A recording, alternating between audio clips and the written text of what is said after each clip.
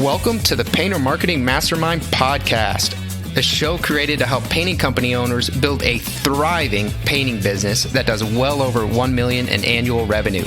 I'm your host, Brandon Pierpont, founder of Painter Marketing Pros and creator of the popular PCA educational series, Learn, Do, Grow, Marketing for Painters. In each episode, I'll be sharing proven tips, strategies, and processes from leading experts in the industry on how they found success in their painting business. We will be interviewing owners of the most successful painting companies in North America and learning from their experiences.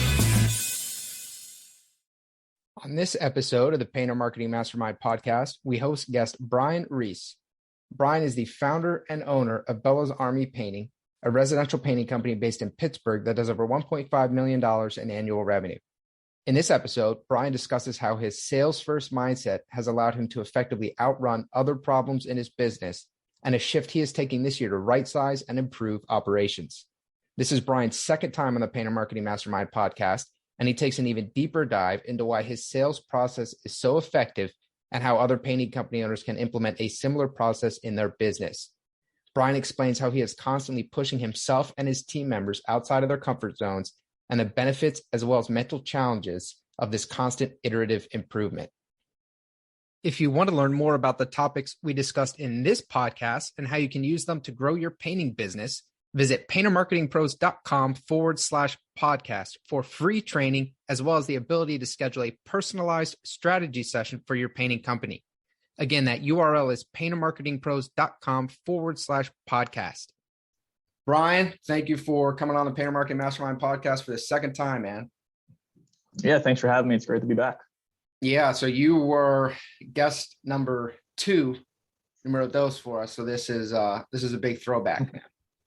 Awesome, man. Yeah. Your podcast has come a long way, like pretty quickly, I might say. Thanks, man. Yeah, the PCA. The PCA has been doing a good job just promoting their podcast in general. So that has been good. But you and I were talking before we started recording, and you were telling me how everything is roses and perfect for you. Talk to me about that. well, it's so like, here's my perspective on the whole thing. So like, what I was trying to say was, everything is, it seems like it's always perfect and like things are going great and like you're doing awesome. Like just with conversations you have with people online and stuff like that. But it looks from the outside in, right? Yeah. Like the Facebook, everybody's smiling all the time. You know, everyone's life is perfect except your own. You're the only one who's sad or has family issues or anything like that. Exactly. And it's interesting because like the same struggles you go through going from like 0 to like $500,000 in revenue or like whatever that would be, you go through the same similar life cycle, no matter like what layer you're at in your cycle point in your business. There's just a different like animal every single time. And it's an interesting perspective at the least. Yeah. So I guess let's kind of dive into that because you have achieved a solid level of success. Your first podcast episode was really focused on the sales first mentality. And then it seems like now you've kind of shifted the focus a little bit and you kind of have to always, I guess, balance that sales versus operations. And if one leads, the other needs to catch up. Can you speak to that a little bit? Yeah. So again, like at the base point of starting a company, you have to lean into what you're good at usually. So we were good at just selling the jobs and getting the work. So we would usually just outsell other problems. And that's just like that influx of like being really good with this volume of lead flow and workflow usually outpaced and masked some other problems that like were in the actual company.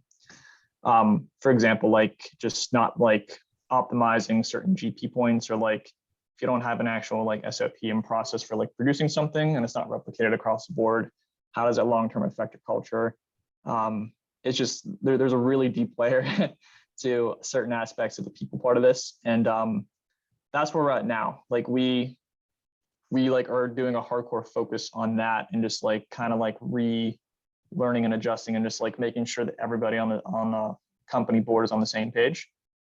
And it's just uncomfortable, which we get as owners. And like that is part of the process and journey. But whenever you have 10, 15 people on staff and it's uncomfortable sometimes, it's a lot of like conversations and work with the people and just making sure that they're okay with that for the next couple months or something like that. And some people aren't, which is, it's okay, I guess. Yeah, well, I've always found that the more people you have on staff, the easier change is for everybody. No, I'm just kidding. So I want to dive into this because this is a really, really interesting point and not something I don't think that I've really covered in depth in any other podcast episode. So you guys led with sales. You were able to basically outsell your other problems. And then now and correct me if I'm wrong, now you've consciously decided, hey, we're gonna not stop selling, but stop making that such the focal point, and we're gonna kind of switch focus as a company to sort of right sizing or correcting some of the internal issues, and then maybe we'll go back to the focal point of sales. Is that where you're at? Yes. So like how we kind of like got to where we are now, we figured out how to like optimize the sale process. So like we immediately hired out for that because it was usually like me as an owner consuming the entire like role on that. So we hired for that, had a person shadow us for like a month, and then he's been taking over the majority of the lead flow. We have another part-time salesperson, and then I do a little bit here and there just as a safety net. But my time allocation is more heavily on the operations and people and culture side now. So once that's kind of like optimized, like that's why like the growth in volume is not like a huge influx right now. Like we chose to kind of like stay like at a certain point to just like, spend more time to make sure that this one section here is actually not going to like blow up on us in like a year or two if we start adding more people and layers to this organization. Sure. And now you guys are using employees or subcontractors? So we use both. We have 10 employees in the field right now, operationally, a PM, a couple sales consultants, and then 2 trade partner teams that we work with. So it equates to like 15 people total. Okay. And then I guess a couple crews of subcontractors. Yeah, that's what the trade partner was that I was referring to. Got it. And then you said it makes some people uncomfortable. So when you kind of shift the business focus, and I guess it sounds like when you shift the business focus, that's really you shifting your focus as the leader of the company. Can you speak to that? It makes them uncomfortable. What does that mean, and what happens? Yeah. So here's an example. Let's just say 2.5 years ago, there was people within the organization that were a part of our team. They stayed because like they liked our intent and the kind of people we were, and that says a lot whenever the operational like workflow wasn't like perfect. So through that life cycle and journey, we got to the point where like we're now putting attention and time on that, and it could be like a core value thing, or it could be like just like what's the cadence and just like standard in how we present ourselves, and like all the SOPs change, and like we just slowly start adding more detailed layers to things, and it's a different operational like way of life than what we were doing 2 years ago. So people that got really good and like into the routine with the different like operational mindset, sometimes it's tougher to change, and they either just like work through that little hump and kind of like get to the other side, which we help them overcome that, or they just stay kind of like stuck a little bit in their comfortability zone. Right. Yeah. The people needing to change, especially sometimes for people who are not business owners, not kind of accustomed to having to be so adaptable. They want a job and they're good at that job. That's not always their strong suit. Yeah. Like what I've realized is like certain team members, they want to have like a really structured and optimized environment, and for things to be going great, and like for you to be there and like all that. And like it's certain things whenever you're just being pulled in different directions, you just have to just have the faith, lean in, wait 4 months. Trust me, we'll get there. Yeah. Brian, is that a Painter Marketing Pros hat behind you on top of your here? Yeah. Yeah. I was looking at that. I was like, Man, it looks really similar to our hats. And then That's I your remember hat. loving that. I'd tell you what, that's cool. Yep. um, so these, that makes sense. So you kind of disrupt people's routine as you improve the processes, and it's kind of similar to, I guess, in a way, to the episode that we have with Zach Osherman, where he talked about succession planning, and when you improve a culture, you disrupt people, and even if it's for the best, some people don't want to be disrupted, and that can cause conflict. What are some of the, I guess, the major SOP changes that you guys have been making? So, like obviously, just like operational like workflows for like each surface and each like thing that we do. Um, that's obviously different because like we never had like a specific process for doing certain things, even though we did a little bit, but not really. I think the biggest thing with that is just like whenever like production was never my strong suit, for example, it was always a sales game. So like the confidence level of operational confidence is what we've been calling it.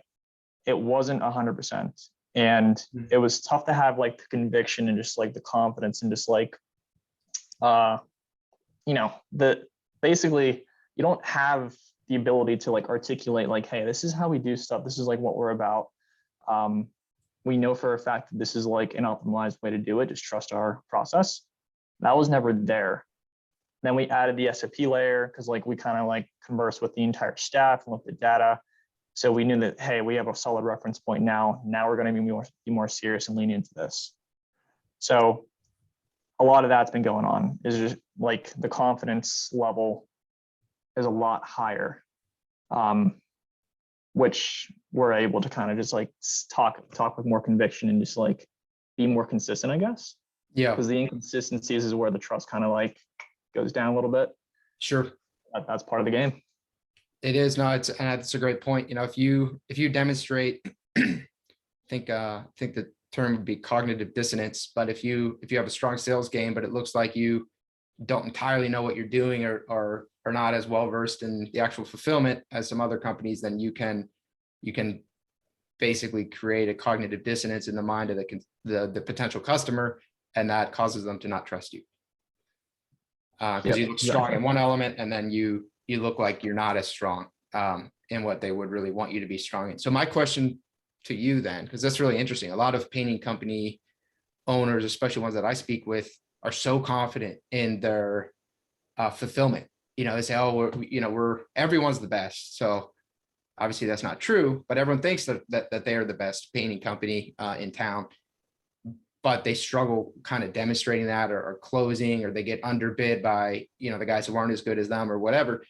How do you, or how did you sell? How did you have such a strong sales game when you weren't quite as confident, and you openly acknowledge that, which I applaud? I think a lot of people lack confidence in a lot of ways and they try to hide it. But you realize, hey, there's some room for improvement here. So you're kind of having that in the back of your mind. How'd you still sell so strongly? So I guess that was just how I was taught to do it. Like like whenever I first learned to sell, I initially got just thrown into it and saying like, hey, just like this is like what a fascia board is. This is what siding is. Just we spray it. Just trust us. We do it this way. Then you don't. Then you roll if you have to do that. Like it was like blindly confidence in terms of like just what I was being like relayed. And we had to sell work without having any people employed yet. So we sold with complete blind faith. And like, I think like that kind of carried over to that, because no matter what goes on the back end, like we have the ability to put our blinders on and say like, at the end of the day, like we don't say this to our customers, but like Sure. thinking in the back of our heads, no matter what goes wrong here, if something does go south, if we don't know what we're doing, we're not going to leave these people hanging. So like Right. we can sell with the conviction that like this generally is the best option for them, with the perspective of like they're not going to like be in a really weird heated situation ever, no matter what. Yeah. So you're basically selling, knowing that you might be a little outside your comfort zone, or maybe, hey, I need to figure out how I'm actually going to fulfill this job once I sell it in the beginning. But also knowing your values and the value system of your company, and that it's going to be okay because you're going to make sure it's okay. So you don't have to feel unethical, or like, I guess, to be crude, like you're potentially screwing these people, because that's not going to happen. Right. And honestly, I think another factor that too is the SOP for like production standards and production rates. I kind of memorized that and knew that from the place I came from. So that alone made it a little bit more easier to have like a reference point of like, hey, like I know this works at a national level. It's going to work here. Sure. With some variance at the very least. And where were you working previously? That was with College Works Painting. College Works Painting. And you were doing sales for them? Yes. Okay, nice. Okay, great, man. So yeah, that is it's an interesting journey, you know, kind of hearing about, because the last time you came on was a ways back, and now hearing about your progression. How are you going about building those SOPs? Are you just, I mean, are you going through some sort of structured course? Or are you just looking back at things that went wrong and fixing them retroactively? What's your process? So I would say it's a little bit of both. So like retroactively going back and just like analyzing stuff at an ownership level, we have done that a lot. And it's just been a combination and mixture of just everything. So like whenever we don't know something, we openly just ask people, we talk to people, a lot of like DM conversations. People would share their documents. We would kind of get information and ideas. And then once we felt like we had enough ideas and just like perspectives to kind of like, you know, mold into like what we think we want to do, we just converse with our entire team and said that, hey, like, we think that this is right. Like, what do you think the process is? Let's go through it. And then once I talked with like individual people, talked as a whole team and unit and said, like, how does this look? Any more tweaks and adjustments you want to make? I want to make sure we're all in agreement that this is how we're going to do stuff from here on out. So you loop the entire team in to the process. Yeah. Nice. And do you have, I know a couple of things you said that you're working on is the increasing the gross profit, probably making that more consistent of your jobs. So I'd love to hear kind of what your target is there and how you've worked on that. And then standardizing your fulfillment and your SOPs. How are you thinking about that in terms of priority? So to kind of like pinpoint your question, you're like, just to read it. It was kind of all over the place. Yeah. Let's start with gross profit. So what are you trying to get to and how are you trying to get there? So this comes back to the sales confidence. So like for the longest time, we were figuring out like, how do we produce this the same time or the same way every single time, which with consistent like GP. And for some reason, there was always just an inconsistency somewhere. So after looking at the data, we realized with how many hours we were actually like logging as a company versus like what was actually like budgeted for jobs that we can actually produce and do output with, there was a little gap there.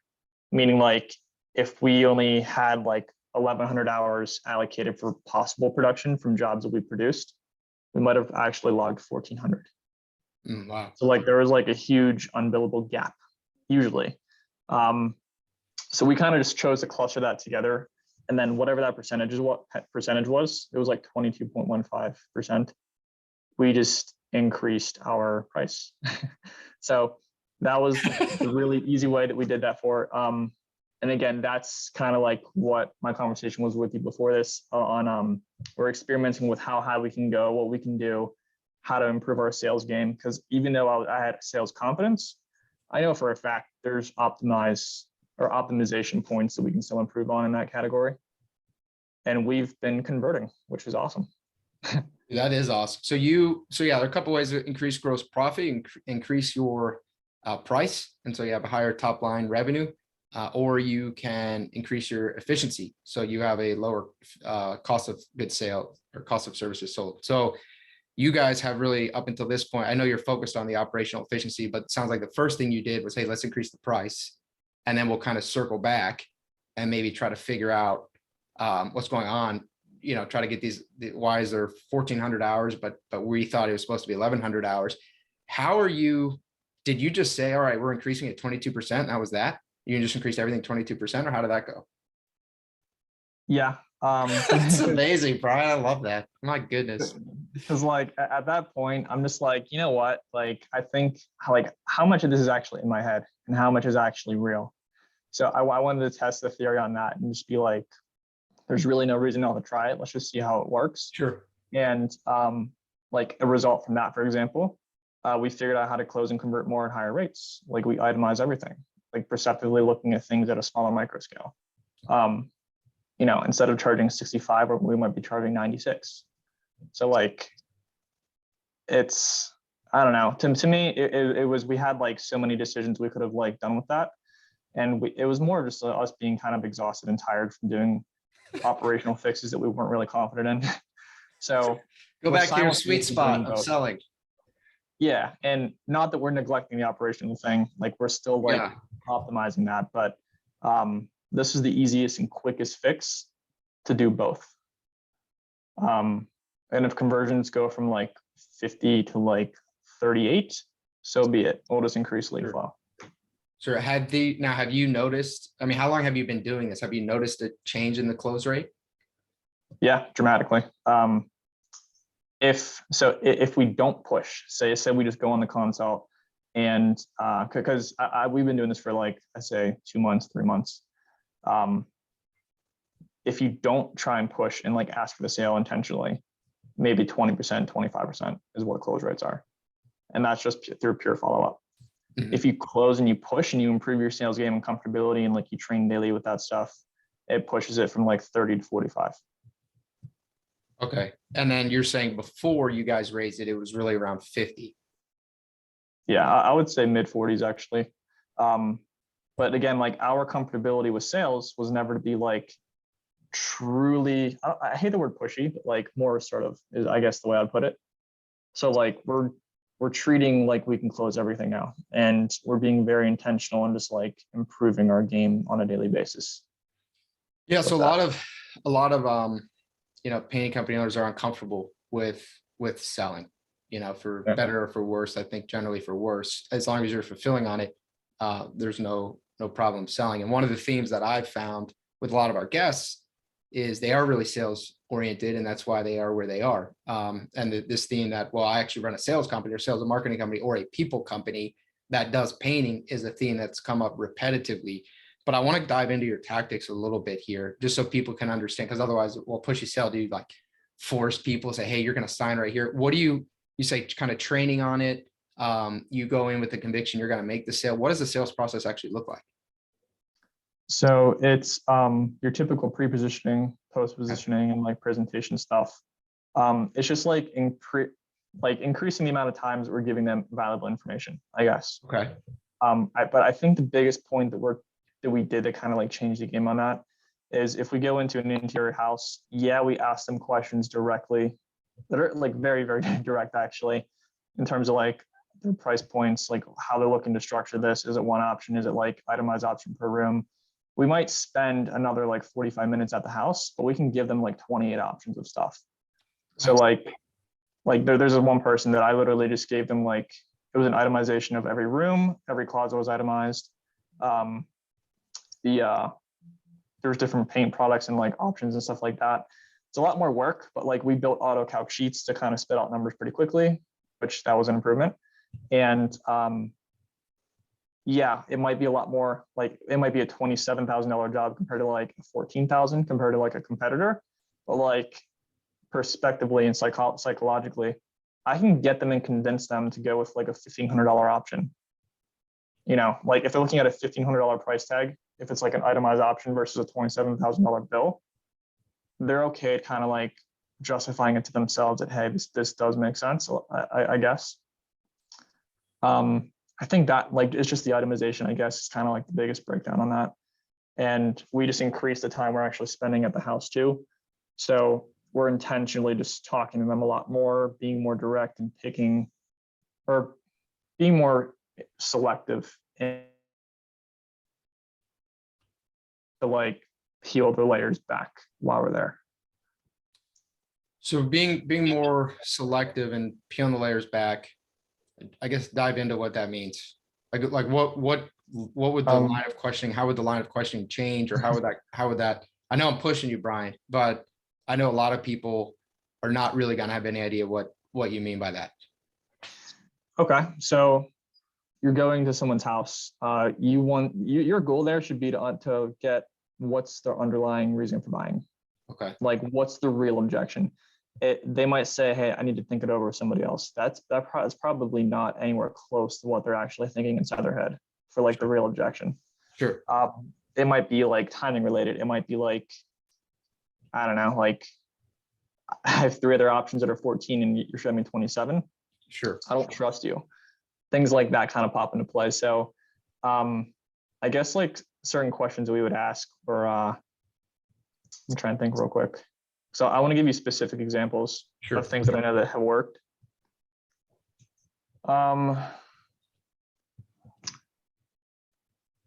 I mean, we usually start off by kind of like asking like, have they ever done this experience before?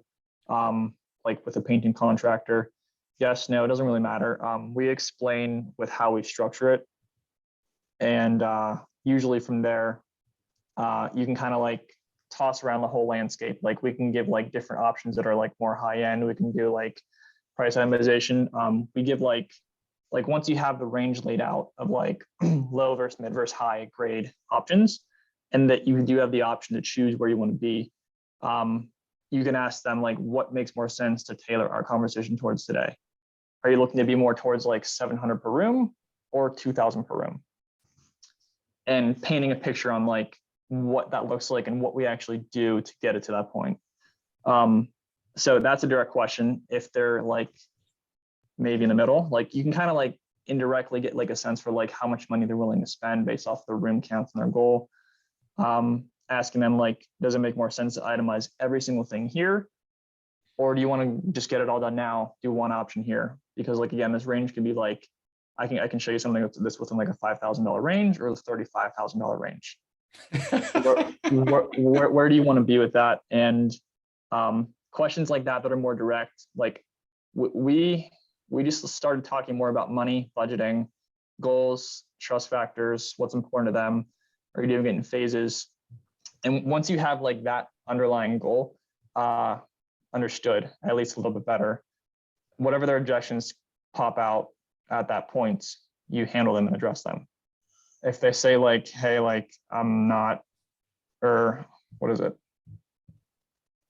Oh, yeah, I don't know where I was going with that, but like, nonetheless, at the very end, you want to kind of like ask questions like that and get to the very end and say, or have them not really have any chance to like give an objection on like why they can or can't do something. If they say it's like a little bit more money than they're used to spending, or like they can't spend until they talk to this person, there's like a grocery example you can use. So like, you know, do you do the grocery shopping in your house? Things like that. Okay. If you do, how often do you do it? Twice a month. How much do you spend per month or per shop per trip? 400 per trip. That's 800 a month. Times 12 is what? 7,000 something. So like if that person spends $7,000 a year without consulting their other partner, do you need to really consult them on a $4,000 purchase right here? Something that's going to last you 10 years? Like, I don't know. There's different ways you can kind of like dive into it, but we found that there's a different layer to like just like the sales game to make them feel more comfortable to saying yeah. Sure. So this is gold, Brian. So this is really gold. One of the things, well, actually, I want to ask a question right there. Do you guys try to close on the spot or not? Yep. So we never did, but like after we increased, we had to. So we ask twice at least on every single consult. Sometimes we ask like 3 times or 4 times. But like the trick's to be able to do that in a way that you feel comfortable as a project consultant and not coming off as pushy. And doing it in a way like you don't have to ask all times at the very end. You can ask like literally the first 10 minutes of your conversation. Do you plan on making decisions today? Just ask a direct question like that. That's one time. And like throughout the entire presentation portion, you might be able to ask them like softly 4 times, at the end 2 times pretty hard and direct. And, you know, just toss down some challenges and just like be like, I don't know, like you're peeling back the layers of like their defense mechanisms. And once you just understand just what they value as a person, it's not a weird or uncomfortable conversation, I guess. Yeah. So I think, I mean, we're, Painter Marketing Pros works with painting companies around the country on how to market and sell effectively. And some of the stuff you're saying is really counterintuitive, especially for people who aren't really used to sales or don't have a sales background. But this idea of uncovering objections and really almost fishing for the no. Everyone wants to hear the yes. Oh, does this seem good? Yes. Do you want to do this? Yes. This kind of silly idea that if they just keep saying yes all the time, then they'll accidentally, or their brain will just be programmed to just say yes to the sale because they're already on this yes track.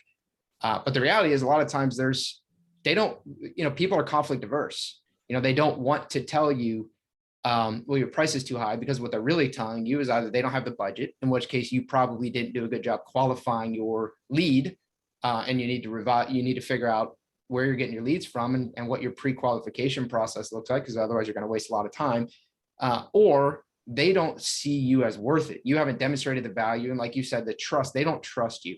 You're coming in at 27, the other people are at 14, and they don't see you as 13,000 more. They see you as someone who's potentially trying to rip them off. Is that kind of how you're thinking about this? Yeah, I would say it's pretty accurate. And I think this might be an easier way to look at it. What we don't want to do is present them a price blindly.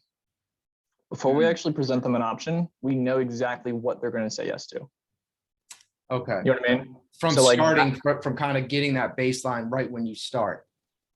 Yes. And like that can be done on an initial phone call. That can be done with your pre-positioning info, just articulating, being transparent with their pricing option range. That could be done like during the first 10 minutes of your sit down. You can do certain things like that. But like whenever we were presenting price blindly and just crossing our fingers and showing them a price of 35K, it's like pulling teeth to get them to say anything after they see the price. But like getting them to open up and feel comfortable with you before you do that, you'll know it makes no sense to show them a number like that. Show them like 7 or 8 different options and like present it in a way where like it looks like they're price shopping, but they're doing it with you. They don't have to talk to 5 other people. If you're showing them a range of like $10,000 variance and what we can actually offer, there's tons of negotiating power there and leverage. Yeah. So like, it just comes down to like, do they trust you? Do they like you? And like, I know we all hear that general cliche thing, but like, there's more truth to that, I guess. If you have enough conviction in your voice and you're like, you genuinely believe it, like you're like the best option for them. Yeah. Because like, that you put so much time and attention and energy and effort to making the back end work, which is extremely difficult for anybody who's trying to do it. Right. So yeah, you're basically talking about value-based selling versus cost-based selling. And I used to read Goosebumps when I was little, this kind of scary little book series or whatever. And they started coming out with this choose your own adventure kind of deal, and how do you end up dying or whatever in the book? Because do you open the door? Do you not open the door? Do you do this or that? And then skip to the different pages. And that's kind of what you're doing. You're sort of you're letting people almost build their own estimate. And therefore in the process, you're probably gaining that trust. And when they get there, it's not, they chose to open the door. They chose to do this. They chose to do that. And they still have the ability to make other decisions, unlike the Goosebumps book where you're dead. But they feel more in control in their driver's seat. Do you feel like it's that mentality of being in the driver's seat? Is that giving them more trust? Yeah, I would think so, because, compared to yourself, like if you go to a store and like if you're buying something and you're looking to spend a lot of money, like say it's like a mattress or something like that, they can be a couple $1,000s. Like you want to go in there and feel like you're making the decision. You have high certainty in yourself of making the right decision. You don't want somebody to kind of push into something that like you didn't even think you were going to even be focused on at one point, unless they just like open up your eyes and kind of just like lay it out on the table. So yeah, just having the conviction and certainty in oneself, I think you have to figure out how to get them to that point for them. Do you have any recommendations for how someone could get better at this? Or if they don't have that certainty, if they don't have that sales background, that kind of almost X factor, what you're talking about here, what can they do to try to get it? Honestly, I would just say you almost have to just like find somebody who's really good at it and just follow. Because like it's nothing that we're making up. Like everybody knows. Like I feel like people know they probably should be doing this or asking this at this point. I was guilty of it. Like, my nature as a person, I don't like being more assertive like that. Yeah. It's not comfortable. But like, there's things you can do on a daily basis that like makes it more second nature. So it doesn't feel like you're changing yourself. So I would boil it down to just find somebody who's doing it that you think is good at it, get feedback or like coaching or mentorship from them, or just like physically go out to them and just like see what they're doing. And then on a daily basis, you have to like train yourself. Like, if you're not going to sit there with somebody on your team and like do role playing every day and just like get used to like saying things to like customers who might say things to you, then you're never going to get to the point of it being second nature. Because whenever you're in the house, you might know what to say, but you might lock up and not say it. Sure. So this idea of role playing sales of you and someone else on your team, or if, let's say you're listening and you're a solopreneur, then you and a friend or family member, and you have them, maybe even if they're not in the painting industry, again, kind of if you are a solopreneur, can maybe even give them objections or give them what you think are objections, and have them kind of push you as a customer, and you practice that sales pitch in a safe environment, so to speak. Even if you're a solopreneur, you can get a small journal. You can go on your consultations. Every time you hear an objection, write it down. Okay. And then whenever you go home, record yourself on video of just saying the objection. And then you can sit in front of a screen with yourself, play it, pause it, and then handle the objection of what you said. So there's no excuse to not really have a way to practice it, is what I'm trying to say. Man, that's cool. Yeah, you're role playing with yourself, video of yourself. And the second we started doing that on a daily basis, it got so much easier. Like, the guy that we taught for sales this year, he just had a 20K day yesterday. Wow. Completely new, never even sold anything in his entire life. And he's very, very comfortable just like kind of getting right to the point and just like not being afraid to ask certain things, I guess. Yeah. And I mean, sales is uncomfortable for most people. But I think this idea that the way you guys have structured it, where you kind of let them almost take the lead, you give them options, but say, hey, how are you thinking about this project? Makes it so you're not going through and thinking, man, they're going to probably have a stroke when I present them the price, because I'm not sure we're aligned here. You're almost sort of micro selling, or making sure you guys are synced up throughout the process. So there's not a huge disconnect. And there's like, what, when you actually present that final price. Exactly. And every time you hear an objection that you can't handle and you write it down, it's not just the role playing. You have to dissect what you just did on that experience. And like, you need to add something prematurely at the beginning of that process to handle that before that even comes up. Nice. So kind of get proactively kind of searching for those no's or those objections and unrooting them, because just because you don't hear a no, or somebody doesn't tell you that your price is too expensive, what's going to happen is you're going to feel good. They'll say, oh, I need to talk to X, Y, or Z, and you're just not going to get the job. Yes. And it's going to sound really weird, but hearing a no is a form of a yes. So like, everybody's looking to spend money. Everybody's looking to buy something. If they say no, it might be no for that, but like, they're not saying no. Yeah. And there was, I think that's a really good point. It's actually a book I read. It might be Never Split the Difference. I don't know. It is one of these books. I think it is actually Never Split the Difference, but it talks about getting to know, or it might've been Pitch Anything, but it was a sales book, talks about getting to know. And it talked about how people's default, their safety net is no. And when you think about what you do with your kids, it's no. And I started thinking about it, and people will automatically default to no, because that's sort of the safety. I need to think about this for a second. I'm not comfortable with it right now. And so the word no will come out. And I realized I do it all the time with my 5-year-old. So he's, Daddy, can I no? And then I sort of process. I was like, okay, yeah, you can do that. But the default of no means I didn't just commit to something that would be a mistake. And then I have to tell my 5-year-old, oh yeah, I said you could do it, but now I just changed my mind. It kind of buys me time, I guess, in a way. And I think that people do that all the time. And it's not something, we think we hear no and it means no.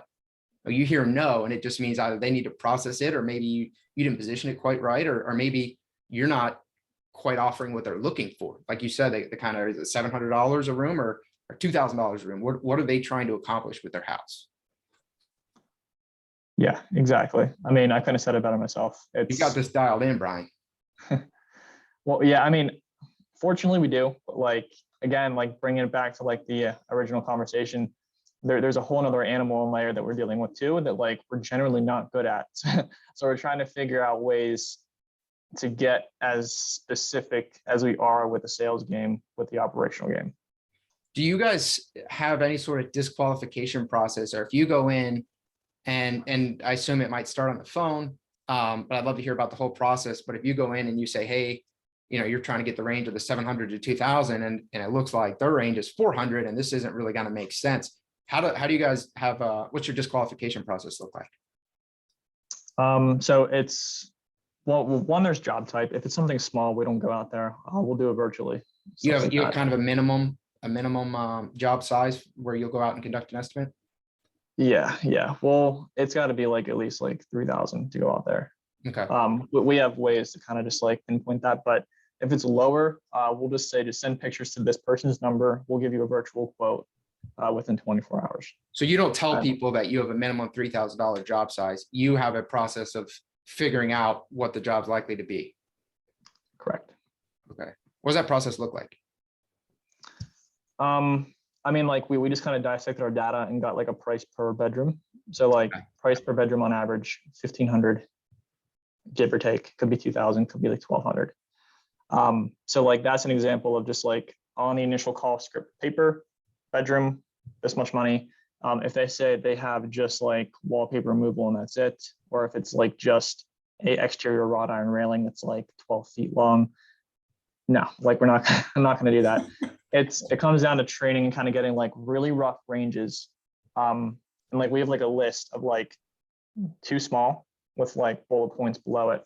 So just look out for these general categories here. And then on the initial call, they just have specific questions that they ask to like uncover that. So if they say like interior painting, okay, how many rims? Okay, is it just these surfaces or is it all of these? Do you have any preference on like the range? How we kind of talked before, like there's a huge spread here. What are you looking for? Things like that you can kind of uncover pretty quickly. And so you guys have a script that you use when you're on the phone? Yes. Yeah. So you have it sounds like you have extremely dialed in SOPs in terms of your sales process. Yes, exactly. And that's where the sales confidence comes into play. And like with that script too, like we know like if they're on the lower end of that range and they're not going to spend anywhere close to $2,000 per bedroom, we just say, okay, well, it's probably not a right fit. No hard feelings. If you're looking for an option within this realm, probably go for somebody who looks like this, like for describing a company's structure or type, or even just like a competitor or something like that. Well, you refer them sometimes to competitors? All the time, yeah. And so you'll be just candid that, hey, you won't say, oh, we're booked out for this long, or you won't try to kind of blow them off. You'll just say, hey, this isn't a fit for us. Yep. Every time I don't operate with truth and transparency, it feels weird. Yeah. So like that's just a personal nature choice, but I'm very, very transparent because like we never say it in a jerk way. Right, for sure. Yeah, not in some kind of condescending way. Your job's too small. Just hey, I think this company, and I think if you add value and you actually recommend them to a company that does quality work and would like the job, then you're still adding value to them. You're not leaving them high and dry. Yeah. Hey, you guys aren't worth our time. Bye. Yeah. And I do want to note, we do accept small jobs. If we don't go out there and we do it virtually, we'll do it small as long as it's at our rate. Because like the lifetime value of that customer, that's more important to us than having an inefficiency for one day for one painter. Lifetime value of the customer. So what do you guys do? Do you have any sort of process for getting repeat business? Any, database reactivation would be the ridiculously complicated marketing term, but whether you're reaching out by email or sending birthday letter, do you guys do anything like that? To be honest, Brandon, we don't do enough of that. So you eat what you kill, man. You go out there, you're hunting fresh meat every day. You got a cooler full of meat over here, but you don't want it. I know. It sounds crazy to like admit that, but like that's something that we genuinely need to execute more.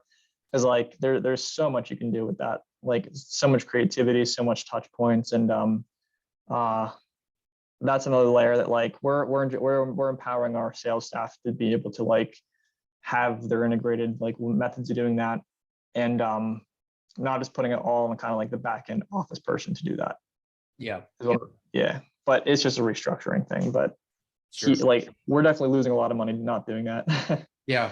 Well, So, you recognize it. And I think what I love about this episode, well, first off, it's a really deep dive into sales, like a deep dive into actual strategies and psychology. And that's amazing.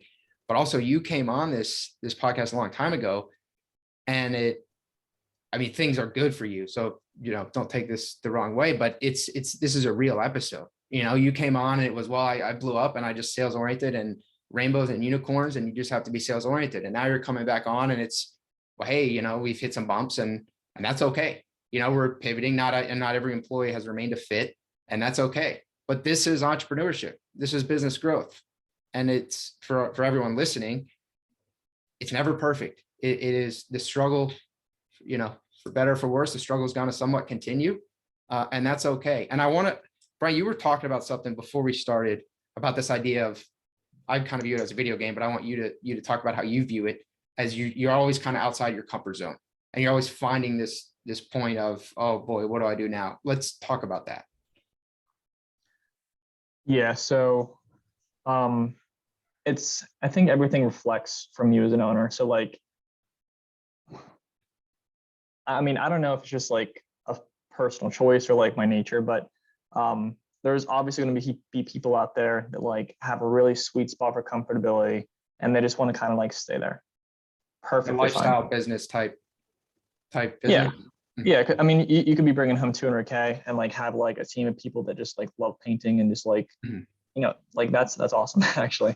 So it's not so bad. Yeah, it's pretty good. Yeah. So like, it all depends on that kind of like underlying goal, but like, there's different layers to what we figured out that we come into. So like, I'm going to compare it to like the book, The J Curve. There's always like a little dip right below where like the break even is. So like, it's like you kind of like eating dirt for a while. That's learning a new skill that you're uncomfortable with. That's the whole point of entrepreneurship and starting a company. The whole goal is to get past that and then just like get it to a point where there's traction and you have people around you that can help you bring that higher quicker. So once we reach personally at a peak where we're like, wow, this is awesome. Like, I'm not stressed. I'm like physically, like don't even need to be doing anything for the next like 10 hours, 15 hours.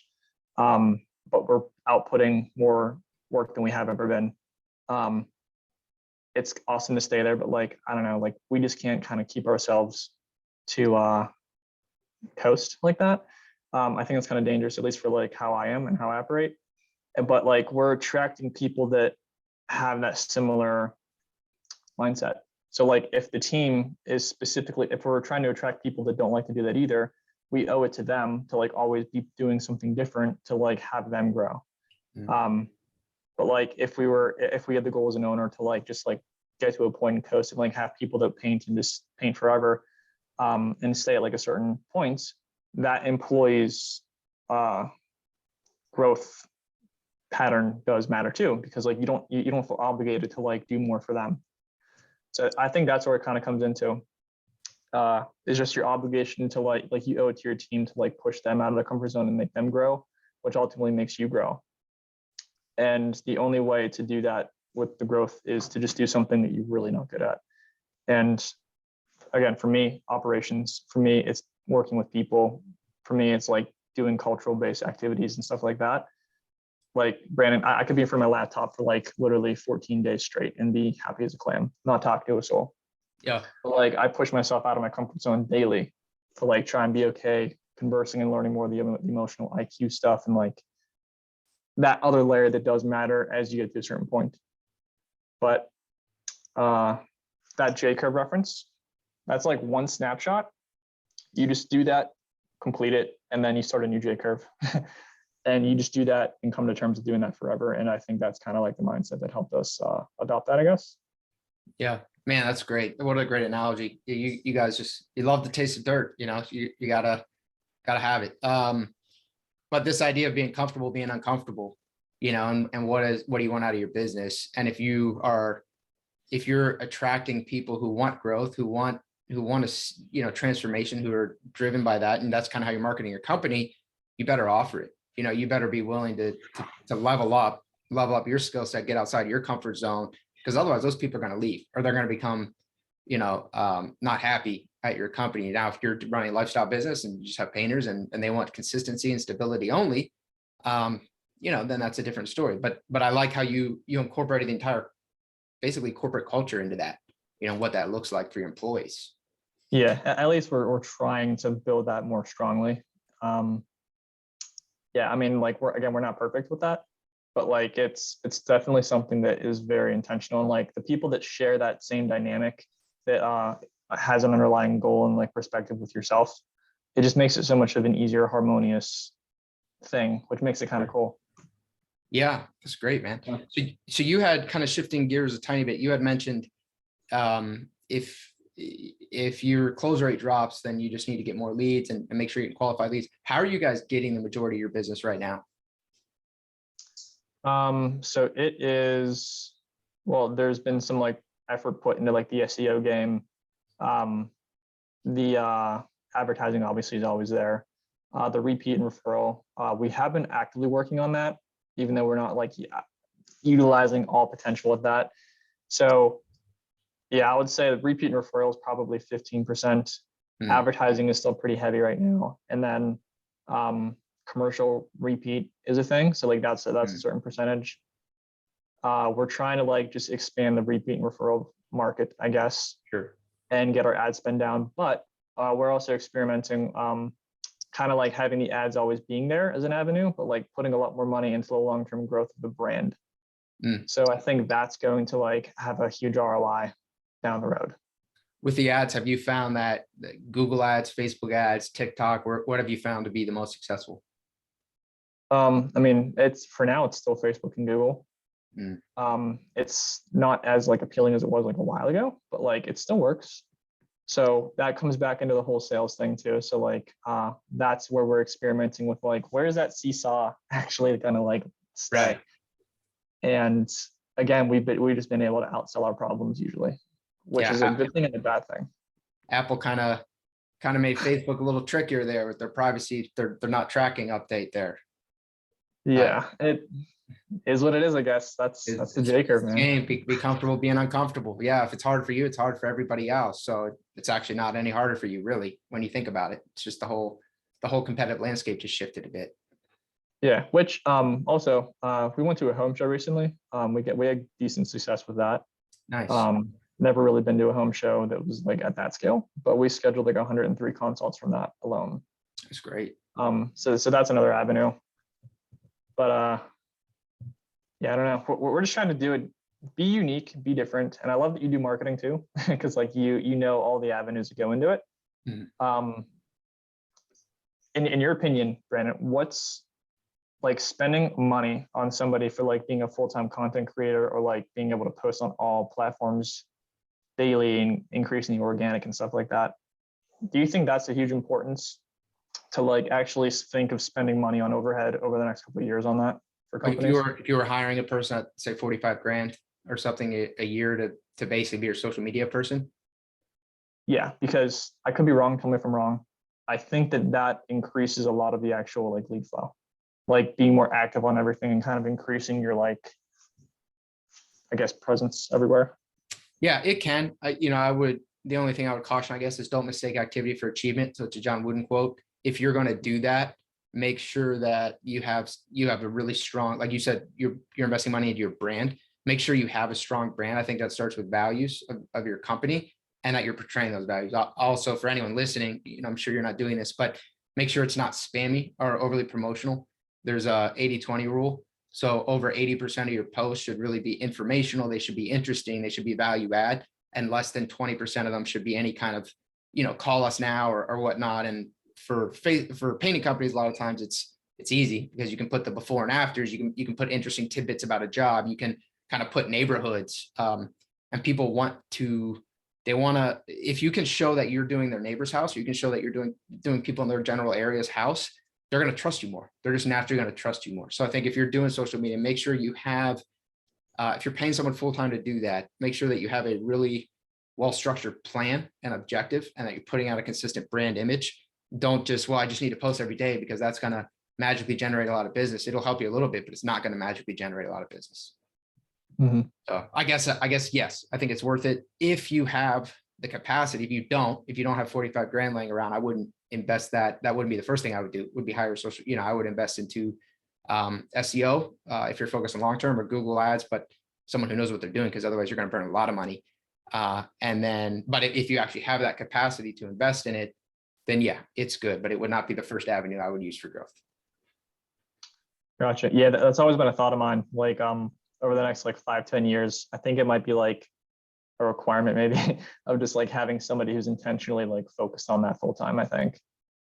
Yeah. I mean, it can definitely differentiate, especially from a lot of the companies that are not doing it.